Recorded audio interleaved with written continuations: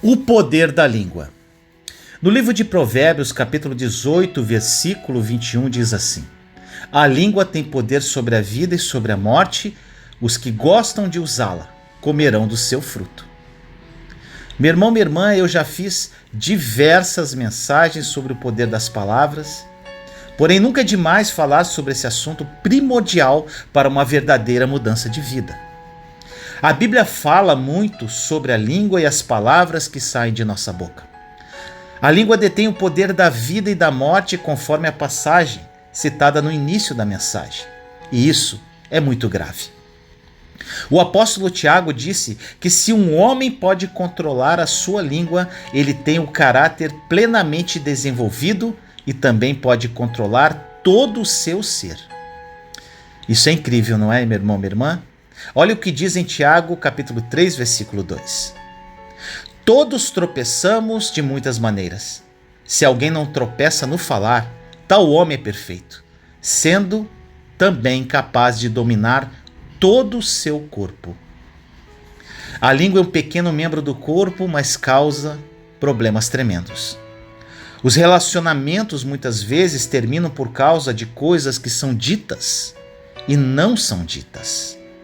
As pessoas perdem empregos, causam conflitos e desentendimentos.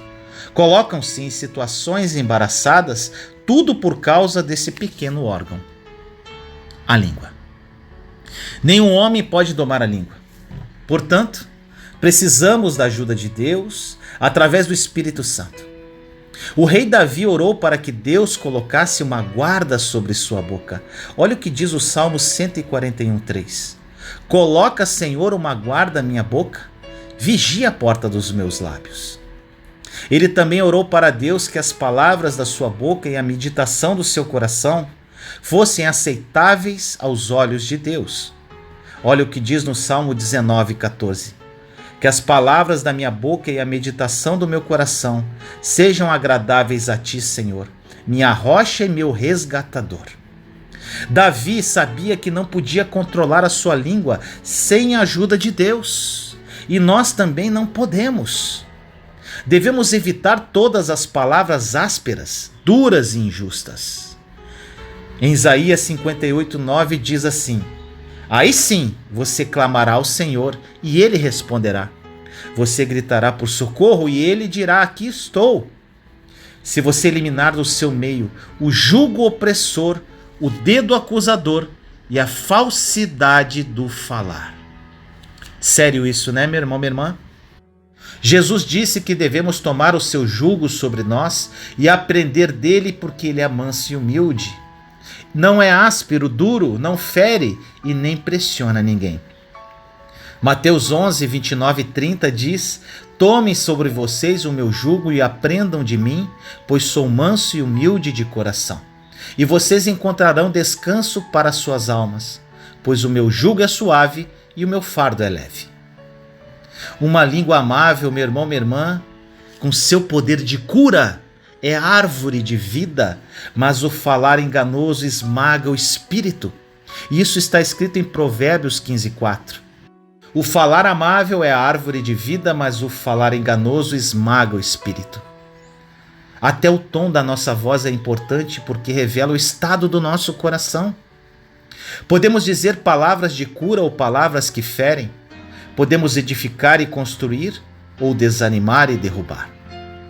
Palavras são receptáculos de poder e contêm energia positiva ou negativa. A decisão cabe a nós. Palavras são sementes que semeamos e elas definitivamente trazem uma colheita para nossas vidas. Aqueles que gostam de usar a língua devem comer do fruto das suas palavras, quer sejam para a vida ou para a morte. Provérbios 18:21 diz que a língua tem um poder sobre a vida e sobre a morte, e os que gostam de usá-la comerão do seu fruto. Uma das coisas que devemos nos esforçar para fazer é pensar antes de falar. A Bíblia diz que não devemos ser ásperos com a nossa língua, mas quantas vezes dizemos coisas e depois pensamos: eu gostaria de não ter dito aquilo. Mas então é tarde demais, porque as palavras já estão fazendo o seu trabalho. Eu recomendo que você faça um estudo completo de todos esses assuntos e uma oração sincera pedindo ajuda de Deus para domar a sua língua através do Espírito Santo. Sabe por quê, meu irmão, minha irmã? Porque o coração sábio ensina a boca. Em Provérbios, capítulo 16, versículo 23 e 24 diz: o coração do sábio é mestre de sua boca e aumenta a persuasão nos seus lábios. Palavras agradáveis são como favo de mel, doces para a alma e medicina para o corpo. O coração do sábio ensina a sua boca. Nunca esqueça disso, meu irmão, minha irmã. Palavras e pensamentos, elas são tão próximas que fica difícil de dividi-los. Nossos pensamentos são palavras silenciosas ouvidas apenas por nós e pelo Senhor. Essa voz branda afeta o nosso homem interior, a nossa saúde, a nossa alegria, a nossa atitude. As coisas que frequentemente pensamos saem da nossa boca. Podemos dizer palavras de edificação, porém, muitas vezes, parecemos tolos. Jesus disse que ele veio para que tivéssemos e desfrutássemos de uma vida em abundância. Mas para entrarmos neste nível de vida abundante, nós precisamos operar com a mente de Cristo. O produto de um coração sábio são boas atitudes e palavras edificadoras que saem da boca. Na verdade, o homem que tem a verdadeira sabedoria que nasce do temor do Senhor possui lábios que promovem a instrução. Ele não se contenta em ter um coração domado pela palavra de Deus e pelo Espírito Santo. Ele quer transmitir aos outros o ensino que recebeu das Escrituras, seja falando sobre eles ou dando exemplos de vida. Não é possível, meu irmão, minha irmã, que o homem sábio guarde o entendimento só para si. Assim, é necessário que você decida que tipo de pessoa quer ser por meio do que fala. Tiago 3,9 diz que com a língua bendizemos ao Senhor e Pai, e com ela amaldiçoamos os homens, feitos à semelhança de Deus. E aqui está a chave para domar a nossa língua. Devemos cuidar de nossos pensamentos e do nosso coração. Assim, consequentemente, nossas palavras serão agradáveis. Ore comigo assim. Senhor amado, nos colocamos em sua santa e doce presença neste momento, eu, meus irmãos e irmãs em Cristo Jesus. Pai querido, durante a minha caminhada de fé, eu tive muitos problemas com a língua. Creio que muitas pessoas que ouvem esta mensagem passam por problemas semelhantes. Que essa mensagem desperte os seus corações e que eles entendam que a chave para domar a nossa língua está ligada ao cuidado que devemos ter com nossos pensamentos e com nosso coração. Senhor, não queremos guardar maus sentimentos dentro do nosso coração. Queremos que ele seja correto diante de ti. Nos apropriamos de um coração sábio para que, através dele, possamos levar palavras de edificação a outras pessoas e tenhamos boas atitudes. Capacite-nos pelo poder do Espírito Santo para mantermos nosso coração puro e reto. Assim nós oramos, em nome do nosso Senhor Jesus Cristo. Amém.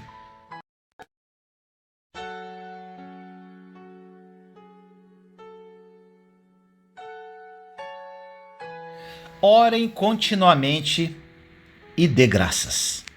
Em 1 Tessalonicenses 5,17 diz: orem continuamente. Eu costumava ler essas palavras e me perguntar: Senhor, como eu posso chegar ao ponto de ser capaz de orar desta forma? Para mim, a expressão continuamente significa sem paradas, sem qualquer interrupção. Eu não conseguia ver como isso podia ser possível. Agora tenho um melhor entendimento do que Paulo disse, depois de ter conhecido profundamente a nova aliança e a verdade sobre a obra consumada da cruz. Ele queria dizer que a oração deve ser como respirar, algo que fazemos continuamente, mas sempre de modo inconsciente, sem estarmos atentos para isso. Meu irmão, minha irmã, você e eu vivemos pela respiração. A nossa vida física exige que inalemos e exalemos o oxigênio, e o ar que respiramos sustenta o nosso corpo. Da mesma forma, a nossa vida espiritual foi projetada para ser alimentada e sustentada pela oração. O pensamento religioso, às vezes, nos dá a ideia equivocada de que, se não conseguimos manter um determinado programa de oração, erramos o alvo. Nós nos tornamos muito presos ao relógio no que diz respeito à oração. Vou te dar o seguinte exemplo para ilustrar o modo como devemos orar. Assim como respiramos o dia inteiro, mas nunca dedicamos tempo para contar quantas vezes o fazemos, assim também devemos orar o dia inteiro, sem monitorarmos as nossas orações. Eu nunca precisei de um relógio para me lembrar de que preciso respirar de tantos em tantos segundos. Nunca cheguei em casa do trabalho à noite e escrevi em um diário quantas vezes eu respirei naquele dia. Eu apenas respirei quando precisei, continuamente, sem sequer me dar conta de que estava respirando. E é assim que devemos agir com relação às nossas orações. Não sei quantas vezes eu oro por dia, só sei que faço ao longo do dia. Começo quando me levanto pela manhã e oro muitas vezes até a hora em que vou dormir, à noite. Também desfruto de horas separadas para oração, mas não falo com Deus durante apenas 30 minutos pela manhã e depois me esqueço dele no restante do dia. Na verdade, eu nunca oro por muito tempo de uma só vez, mas nunca passo muito tempo sem orar. Mas agora, meu irmão, minha irmã, quando eu falo sobre orar ao longo do dia, isso significa que estou sempre pensando em oração, em coisas espirituais? Não, meu irmão, minha irmã. Há períodos em que me dedico a outras coisas, assim como todos nós precisamos fazer, mas à medida que crescemos em maturidade espiritual e nos esforçamos para aprofundar a nossa vida em oração, é importante entender que podemos orar em todo tempo, em qualquer momento, em qualquer ocasião e em qualquer lugar, tão naturalmente quanto respiramos. Deixe-me, meu irmão, minha irmã, encorajar você no dia de hoje a orar assim. Olha o que diz em Efésios 6,18. Ore em espírito em todas as ocasiões, com toda oração e súplica, tendo isso em mente. Estejam atentos e perseverem na oração por todos os santos. A oração é um alinhar do seu coração com Deus e pode ser feita em qualquer lugar e em vários momentos do dia. O que faço continuamente, meu irmão, minha irmã, é dar graças. Quando agradecemos a Deus, estamos orando. E isso é o que mais eu faço, agradecer. Ter um coração grato é muito importante.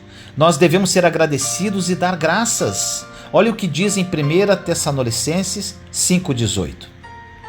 Deem graças em todas as circunstâncias, pois esta é a vontade de Deus para vocês em Cristo Jesus. Devemos expressar a nossa gratidão a Deus e às pessoas que Ele usa para nos ajudar e abençoar. Seja grato pelas pequenas coisas, assim como pelas grandes. Geralmente agradeço a Deus pela água quente que uso para tomar banho, e eu penso nessas vezes em todas as pessoas no mundo que nem sequer têm água limpa, quanto mais água quente. E me lembra de como eu sou abençoado em poder ter uma água limpa todas as vezes que eu desejo, quente ou fria. Verbalizar a nossa gratidão ajuda, porque quando fazemos isso, nós também nos lembramos do quanto somos abençoados. Isso é oração também, meu irmão, minha irmã. É conexão, é alinhar seu coração ao coração de Deus. É muito fácil cair na armadilha de olharmos para o que não temos e de reclamarmos por isso. Mas Deus está procurando pessoas que sejam gratas e que deem graças em todas as situações. Se procurarmos, veremos que há algo de bom em tudo. Dar graças em toda e qualquer situação é a vontade de Deus para nós. De acordo com 1 Tessalonicenses 5,18. E eu repito a passagem. Deem graças em todas as circunstâncias, pois esta é a vontade de Deus para vocês em Cristo Jesus. Se não nos submetemos à sua vontade em algo como ter e expressar gratidão, como podemos esperar que sejamos guiados à sua vontade em coisas maiores, meu irmão, minha irmã? Muitas pessoas querem saber qual é a vontade específica de Deus para suas vidas, mas elas ainda não cumpriram a sua vontade geral. O que a palavra diz a todos nós.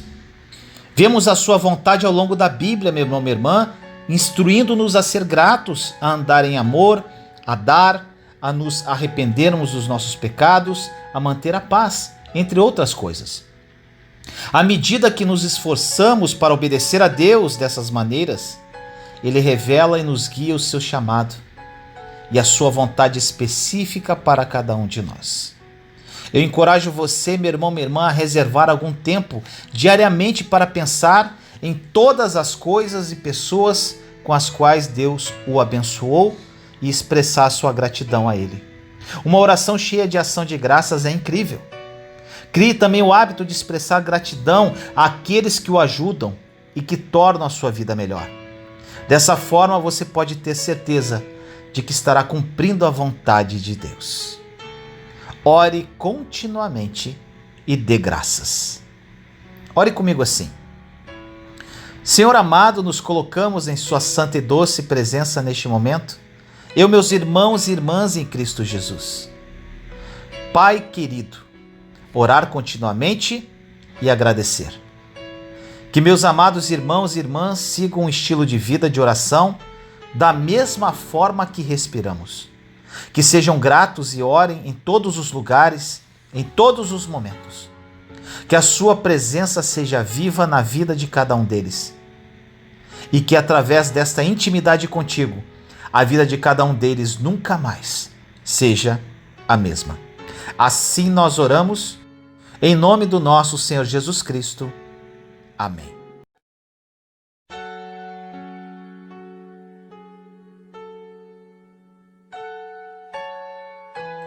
Prioridade número 1. No livro de Colossenses, capítulo 1, versículo 17, diz assim: Ele é antes de todas as coisas e nele tudo subsiste. Meu irmão, minha irmã, ao definirmos as nossas prioridades, é importante entender que Jesus é a força na qual subsiste tudo o que há de bom em nossas vidas, de acordo com a passagem de Colossenses no início da mensagem. Ele deve ser sempre a nossa prioridade número 1, porque sustém todas as coisas unidas. Um casal não pode ter um bom casamento se Jesus não os mantiver juntos e ser o alicerce do relacionamento. Na verdade, as pessoas têm dificuldade em conservar bons relacionamentos com qualquer um se Jesus não estiver conduzindo e influenciando as partes individualmente a se amarem. As nossas finanças sem Jesus vão ser destruídas. Nossos pensamentos são nublados e confusos sem Jesus. Nossas emoções ficam fora de controle sem Jesus. Em Colossenses 1,18 diz: Ele é a cabeça do corpo, que é a igreja, é o princípio primogênito dentre os mortos, para que em tudo tenha a supremacia. Nesta passagem nos diz que Jesus é a cabeça do corpo, que é a igreja. Portanto, somente Ele, em todos os aspectos, deve ocupar o lugar principal em nossas vidas. Se Jesus não é o primeiro em nossas vidas, então precisamos reorganizar as nossas prioridades. Mateus 6,33 diz: Busquem, pois, em primeiro lugar o reino de Deus e a sua justiça, e todas essas coisas lhes serão acrescentadas. Meus amados, algo que mudou radicalmente a minha vida foi quando tive a plena revelação desta passagem em Mateus.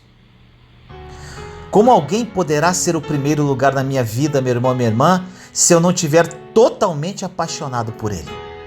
Como amar alguém com quem eu não me relaciono? Como amar alguém com quem não tenho intimidade? Foi aí, meu irmão, minha irmã, que começou a minha busca incessante pela intimidade com Deus. Para que essa palavra se cumprisse em minha vida, deveria estar totalmente apaixonado por Jesus, conectado a Ele, totalmente entregue em seus braços. Com a intimidade, eu aprendi a descansar nele e viver totalmente dependente do seu amor incondicional. Hoje ele me basta, ele me sustenta e é totalmente suficiente em minha vida. Se você ainda não está totalmente apaixonado por Jesus, pare tudo agora e recomece. Ele é o alvo, ele é o foco, ele é o caminho, ele é a verdade e ele é a vida. Diz que se buscarmos em primeiro lugar o reino de Deus e sua justiça, outras coisas serão acrescentadas às nossas vidas. Meu irmão, minha irmã, os acréscimos virão automaticamente quando Jesus se torna o suficiente em sua vida. E eu te falo, que acréscimos, que acréscimos. Muito melhores do que um dia você ousou sonhar. Buscar o reino significa descobrir como Deus quer que as coisas sejam feitas. Descobrir como Ele quer que tratemos as pessoas.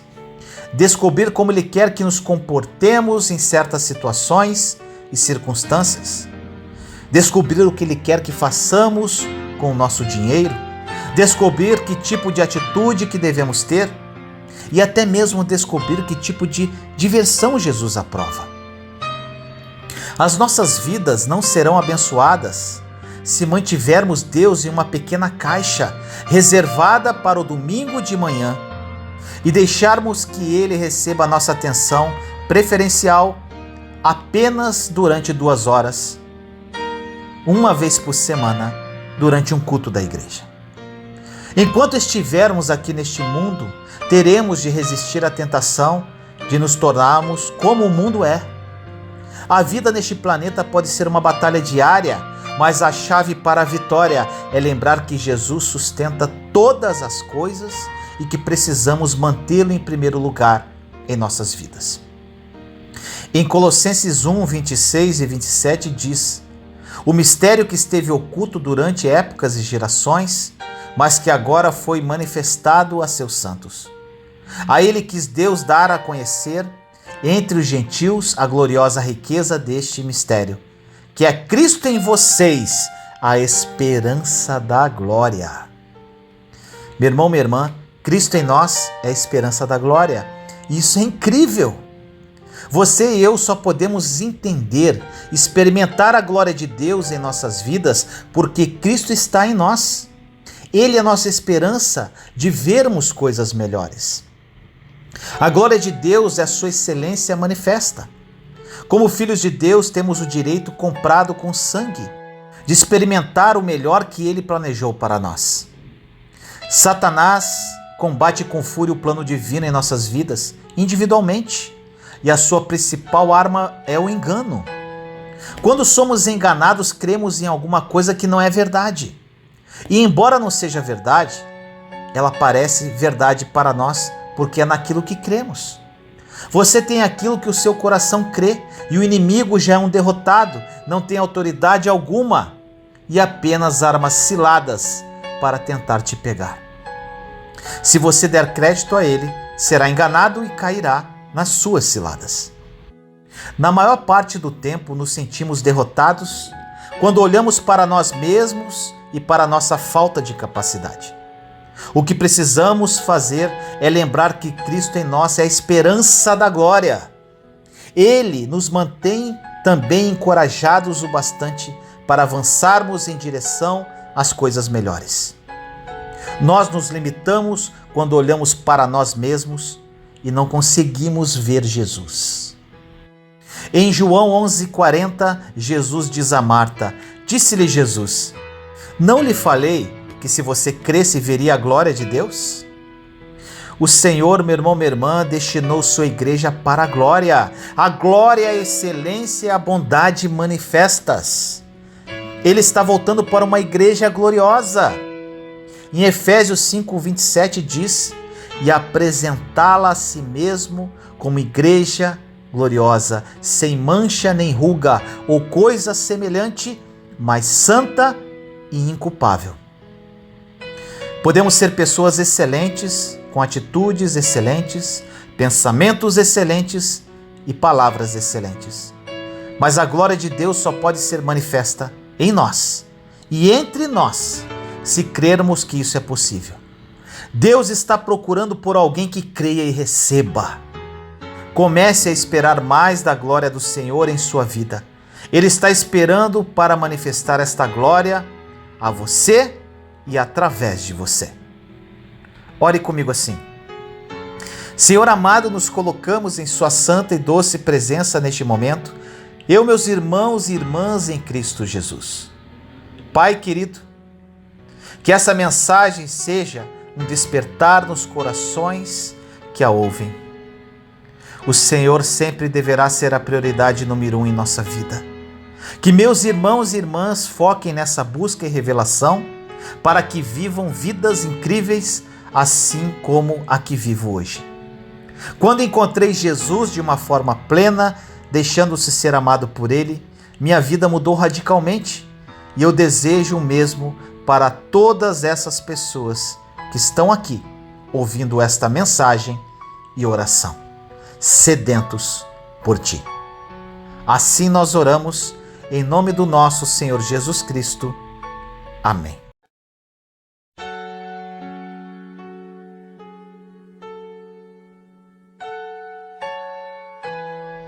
Não trate com desprezo as profecias. Tudo bem ser diferente.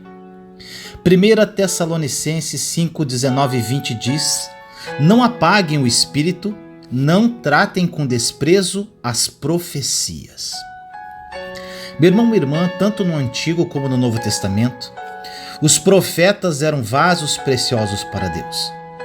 No Antigo Testamento, Deus falava ao seu povo usando profetas como seus porta-vozes. Os reis sábios ouviam e obedeciam a essas palavras proféticas.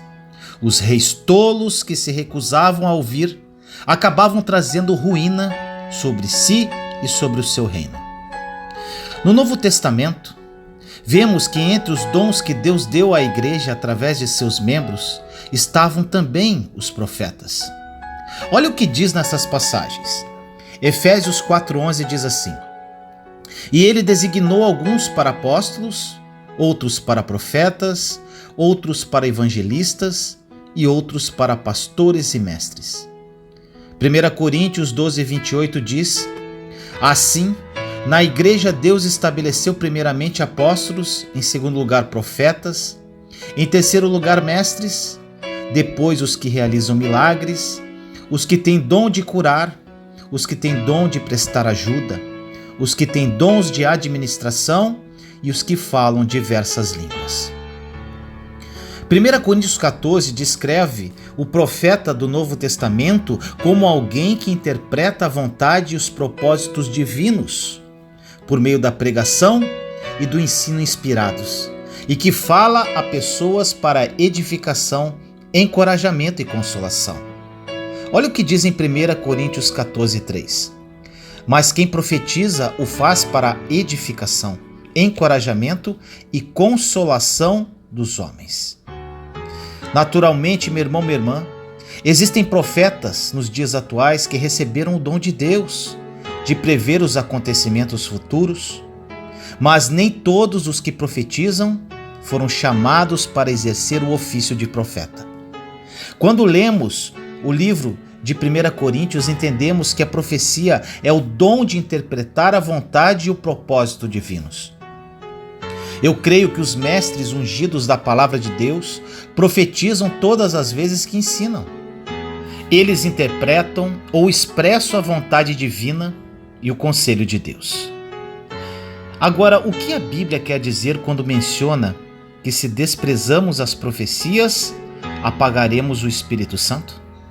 Primeiro, significa que devemos amar a pregação da palavra de Deus, ou sufocaremos o progresso que o Espírito Santo deseja que façamos. É impossível crescer espiritualmente sem a palavra de Deus. A palavra é para o espírito, o que alimenta é para o corpo. Precisamos dela regularmente para sermos saudáveis. Em segundo lugar, acredito que essa passagem significa que não devemos fazer críticas ou ter qualquer atitude negativa para com o dom da profecia ou para com qualquer outro dom do Espírito. Devemos respeitar os dons e honrar aqueles através de quem eles fluem. Os dons que receberam foram dados pelo Espírito Santo para nosso benefício, para nos ajudar a crescer e amadurecer. Muitos cristãos desrespeitam os dons que certas pessoas carregam. Ao invés de ficar observando como Deus está agindo através de outras pessoas, precisamos olhar para Jesus e agradecê-lo pela oportunidade de ter levantado essas pessoas para o bem da igreja como um todo. Cada pessoa tem um propósito específico, um dom que carrega, um chamado que a conduz. E tudo bem em ser diferente. Todos nós somos diferentes, como o sol, a lua e as estrelas. Em 1 Coríntios 15:41 diz: um é o esplendor do sol, outro o da lua e outro o das estrelas. E as estrelas diferem em esplendor uma das outras. Deus nos criou para sermos distintos uns dos outros e Ele fez isso de propósito. Cada um de nós atende a uma necessidade e todos somos parte do plano geral de Deus. Quando nos esforçamos para ser como os outros, não apenas nos perdemos, como também ferimos o Espírito Santo. Deus quer que nos encaixemos no seu plano e não que nos sintamos pressionados a tentar nos encaixar nos planos dos demais. Tudo bem em ser diferente. Não há nada de errado nisso. Todos nós nascemos com temperamentos diferentes, aparências físicas diferentes, impressões digitais diferentes, dons e habilidades diferentes. O nosso objetivo é descobrir o que devemos fazer como indivíduos e sermos bem-sucedidos nisso. Em Romanos 12 nos ensina que devemos nos dedicar ao nosso dom. Em outras palavras, devemos descobrir em que somos bons e depois nos lançamos de todo o coração ao exercício dos nossos dons. Eu, meu irmão, minha irmã Vinícius, descobri que gosto de fazer aquilo que faço bem. Algumas pessoas sentem que não são boas em nada, mas isso não é verdade. Quando nos esforçamos para fazer o que as outras pessoas fazem bem, geralmente falhamos, porque não fomos dotados para tais coisas. Mas isso não significa que não somos bons em nada. Devemos procurar aquilo que fazemos bem e nos dedicar a isso. Todos nós temos limitações e devemos aceitá-las. E isso não é ruim, apenas um fato. É maravilhoso ser livre para ser diferente, não para achar que algo está errado conosco porque temos diferenças. Devemos ser livres para amar e aceitar uns aos outros, assim como a nós mesmos, sem sentirmos a pressão de nos comparar ou de competir. Pessoas seguras que sabem que Deus as ama e tem um plano para elas, não se sentem ameaçadas pelas habilidades dos outros. Meu irmão, minha irmã, eu encorajo você a ser seguro bastante para desfrutar do que as outras pessoas podem fazer e para desfrutar do que você pode fazer. Diga coisas positivas sobre si mesmo em vez de coisas negativas, pois isso ajudará a liberar os dons que Deus colocou em você. Quando não aceitamos a nós mesmos, estamos desprezando as profecias e com isso acabamos entristecendo o Espírito Santo que em nós habita. Ame-se, meu irmão, minha irmã, pois se você não amar a você mesmo com os dons e talentos que Deus te deu, ficará incapacitado de amar ao seu semelhante e cumprir o seu propósito aqui nesta terra. Ore comigo assim: Senhor amado, nos colocamos em sua santa e doce presença neste momento, eu, meus irmãos e irmãs em Cristo Jesus. Pai querido, que essa mensagem e oração fale ao coração dos meus irmãos e irmãs que a ouvem. Muitos deles acham-se incapacitados de fazer algo para glorificar o seu nome. Focam nos dons e talentos de outras pessoas, tentando copiá-los, e ainda desprezam de certa forma as profecias por não serem gratos pelos dons e talentos de outras pessoas. Que a partir do dia de hoje eles acordem para desempenharem os seus papéis dentro do corpo de Cristo, sendo veículos de graça na vida de outras pessoas. Papai, muito obrigado. Assim nós oramos em nome do nosso Senhor Jesus Cristo. Amém.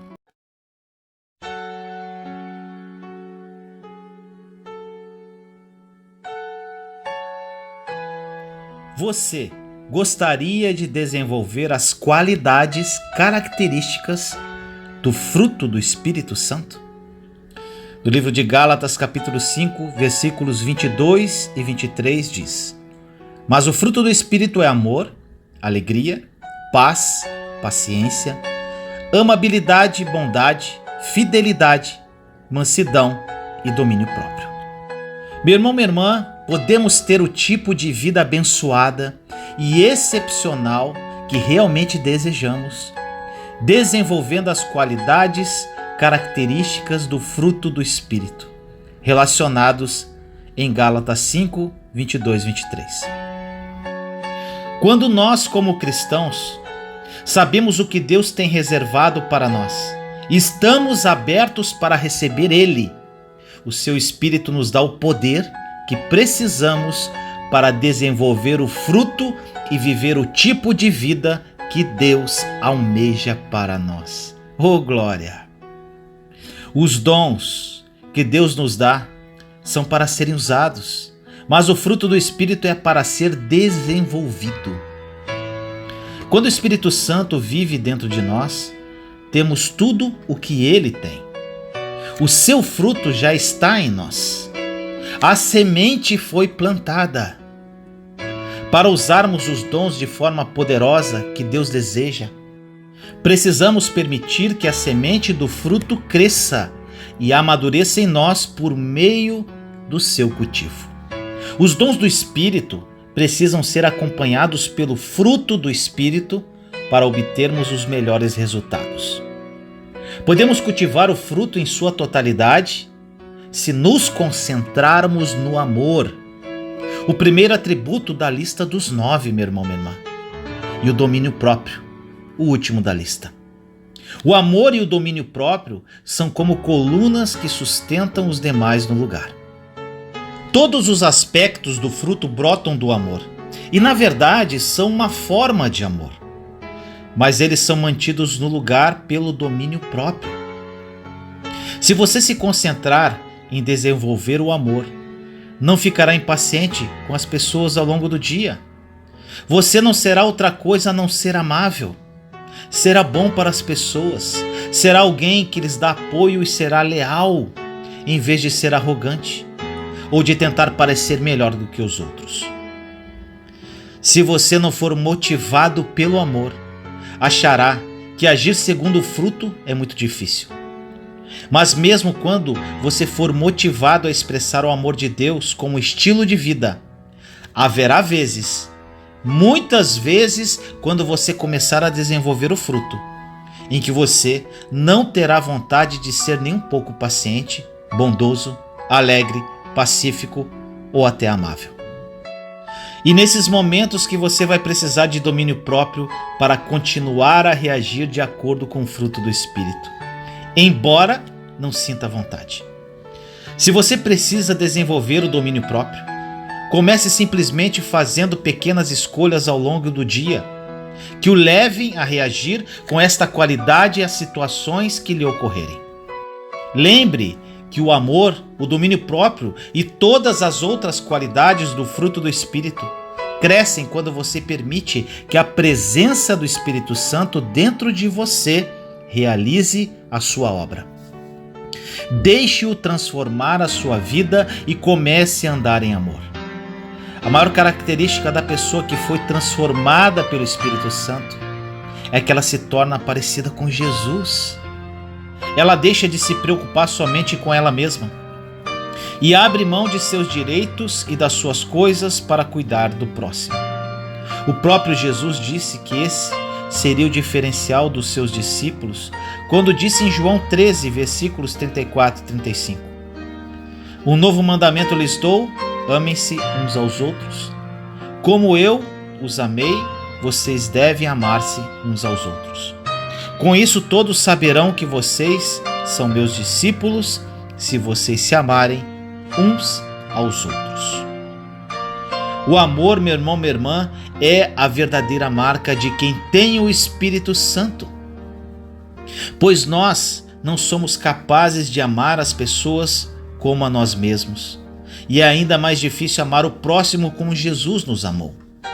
Por isso, quando um cristão se desapega das coisas deste mundo e abre mão do seu status, reconhecimento, bens materiais em favor do próximo, mostra que ele realmente foi transformado pelo Espírito Santo. Porque sem ele é impossível ter esse tipo de atitude. Através do amor, o fruto do Espírito como um todo começa a fluir através de você. Como disse o apóstolo Paulo, você pode falar em línguas estranhas, fazer milagres e conhecer todos os mistérios de Deus. Mas se não tiver amor, isso não vale nada. 1 Coríntios 13:13 diz: ainda que eu fale a língua dos homens e dos anjos, se não tiver amor, serei como sino que ressoa ou como prato que retine. Ainda que eu tenha o dom da profecia e saiba todos os mistérios e todo o conhecimento, e tenha uma fé capaz de mover montanhas, mas não tiver amor, nada serei. Ainda que eu dê aos pobres tudo o que eu possuo, e entregue o meu corpo para ser queimado, mas não tiver amor, nada disso me valerá. Assim permanecem agora estes três: a fé, a esperança e o amor. O maior deles, porém, é o amor. Por isso, meu irmão, minha irmã, busque desenvolver essa marca do Espírito Santo que é o amor. Assim o fruto se desenvolverá de uma forma maravilhosa através da sua vida. Peça a Ele para te dar mais poder para amar aos outros do que poder para fazer sinais sobrenaturais. O amor ao próximo é o verdadeiro milagre que devemos buscar. Ore comigo assim: Senhor amado, nos colocamos em sua santa e doce presença neste dia, eu, meus irmãos e irmãs em Cristo Jesus. Deus querido, que esta mensagem toque profundamente nos corações das pessoas que a ouvirem. Muitos buscam os dons do Espírito e querem desenvolver o fruto.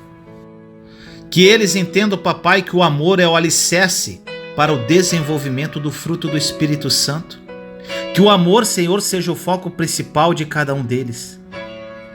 Muitos pedem dons do Espírito, Pai, mas que eles entendam que o principal é o amor.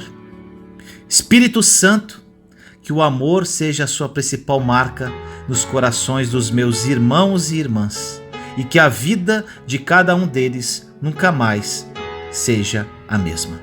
Assim nós oramos, em nome do nosso Senhor Jesus Cristo. Amém. Se você gostou desta mensagem, compartilhe para edificar mais vidas.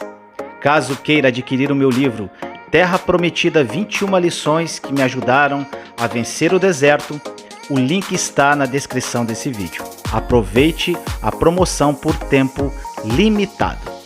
Te amo em Cristo Jesus.